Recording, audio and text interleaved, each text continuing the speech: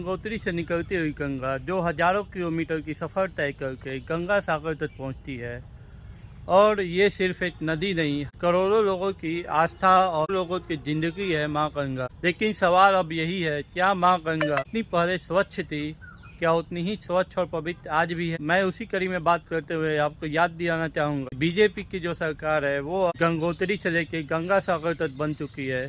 उनका विजय परचम लहरा चुका है। और बीजेपी की एक महत्वाकांक्षी योजना ये भी थी, जिनमें उन्होंने एक परियोजना लॉन्च किया था माँ गंगा की सफाई के लिए, नमामि गंगे परियोजना। उस परियोजना तक अभी तक 26,824 करोड़ रुपए पास हो चुके हैं, और जिनमें से 21,340 करोड़ रुपए अभी मार्च 2026 तक खर्च। करीब 500 से ज़्यादा जो है प्रोग्राम लॉन्च किए गए, जिसमें सीवरेज प्लांट, घाटों की सफाई और नए घाटों का निर्माण, नदी के बगल में विकास कार्यों को बढ़ावा देना, ये सभी चीजें हुए। लेकिन कहीं कहीं पे माँ गंगा की सफाई भी हुई, कहीं कहीं डॉल्फिन की संख्या भी बढ़ी। सवाल यही है, क्या पूरी तरीके से माँ गंगा आज भी स्वच्छ हो पाई है? तो जवाब ये है कि नहीं हो पाई है। कारण क्या है? सरकार ने जो भी सीवरेज प्लांट लगाए थे उनमें से बहुत सारे बंद हो गए, क्योंकि उनमें रख रखाव कमी है, आदमी की कमी है, और कुछ परियोजनाएं जो है बंद हो चुकी है।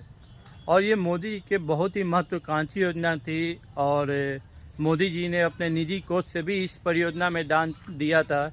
करीब 1,03,00,000 रुपए उन्होंने अपने निजी परियोजना से भी दान किया था। फिर भी इतना कुछ होने के बाद भी माँ गंगा सफाई अभी तक नहीं हो पाई। और क्यों नहीं हो पाई, चलिए उसी पे बात करते हैं। कैसे कमी है वो मैं बता दे रहा हूँ। लोगों के घरों में पूजा पाठ होता है, लोग फूल, पौधे, माला, मूर्तियाँ और सभी चीज़ें लाकर गंगा नदी में फेंक देते हैं। किसी के घर में कोई जानवर मतलब कि मरा हुआ है, वो भी लाकर डायरेक्ट नदी में फेंक देते हैं। तो ऐसा नहीं करना चाहिए। लोगों को चाहिए कि गंगा नदी किनारे ही जब फेंकना है तो वहाँ पे मिट्टी कोड़ के वहाँ पे गाड़ दे, क्योंकि गंगा नदी के आसपास बहुत सारी मिट्टी रहती है, बहुत सारी जगह रहती है। डायरेक्ट इससे क्या होगा, नदी जो है प्रदूषित होने से बचेगी। दूसरा कारण ये है, जो भी कल कारखाने से कचरा निकलता है वो डायरेक्ट गंगा नदी में जाता है, या फिर गंगा नदी के अलावा भी कई सारी नदियां हैं उसमें भी जाता है। तो ये चीज़ नहीं होना चाहिए। एक इस पे ठोस अधिनियम आना चाहिए, औद्योगिक अधिनियम आना चाहिए, जिस पे ये रोक गए, कानून बने कि कोई भी अगर गंगा नदी में कचरा डायरेक्ट डालता है तो उस पर कार्रवाई हो गई और जुर्माना लगाया जाए। तो इस तरीके से कुछ कानून बनाकर भी गंगा की सफाई किया जा सकता है। कहीं कहीं पे घाट बना, लेकिन घाटों की साफ सफाई नहीं हो पाई, व्यवस्था नहीं हो पाई। बाकी रहा बात गंगा किनारे विकास की बात, तो गंगा किनारे विकास हो जाए अच्छी बात है, लेकिन वहाँ पे साफ सफाई इतना बहुत ज़्यादा महत्वपूर्ण है। कैसे महत्वपूर्ण है? एक हमारे यहाँ पे पटना के दीघा में मरीन ड्राइव है, जो कि गंगा नदी के किनारे पे बना हुआ है।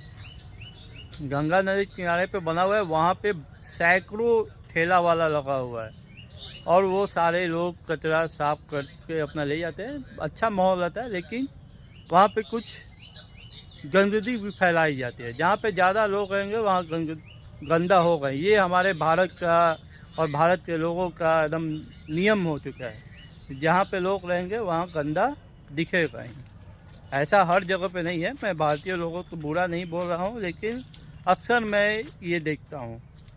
तो ये सब कुछ नहीं, जागरूकता कमी है। कहीं ना कहीं हमें जागरूक बनना होगा, और मुझे ये समझना होगा कि गंगा नदी ये किसी दूसरे की नहीं, ये हमारे और हमारे लोगों की, हमारे पूरे करोड़ों जो भारतवासी है उन सब के लिए ये एक पवित्र नदी है। लोगों की आस्था है, लोगों की संस्कृति है, और बहुत सारे लोगों का जीवन जो है इसी गंगा नदी से जुड़ा हुआ है।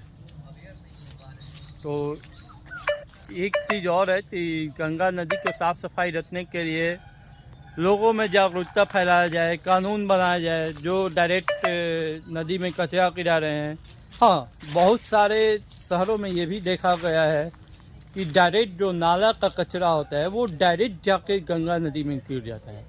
ऐसा कभी नहीं होना चाहिए। उसके लिए सीवरेज प्लांट लगाना चाहिए, पानी को साफ़ सफाई करके उसके बाद गिराना चाहिए गंगा नदी में। जो भी नाला नाली का पानी आता है उसे साफ़ सफाई करके गिराना चाहिए। आप चले जाइएगा विंध्याचल में, मिर्ज़ापुर धाम में, वहाँ पे जाइएगा, इतना गंदा पानी आता है। मैं गया था, पानी बदबू देता है। सिन्हा घाट है यहाँ पे भोजपुर में, वहाँ पे भी पानी गंदा हो चुका है। कहीं कहीं पे जो घाट बना है वो कटाव में है, सही से व्यवस्था नहीं है।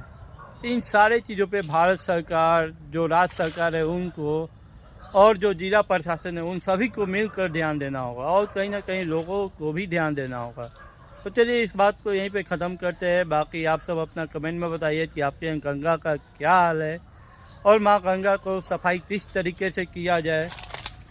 अगर सरकार को कुछ मदद चाहिए, लोगों से सपोर्ट चाहिए, लोगों को भी इस काम में लगाना चाहते हैं तो वो भी लगाए। मुझे लगता है कि इस काम में बहुत सारे लोग खुद से योगदान देने के तैयार हैं।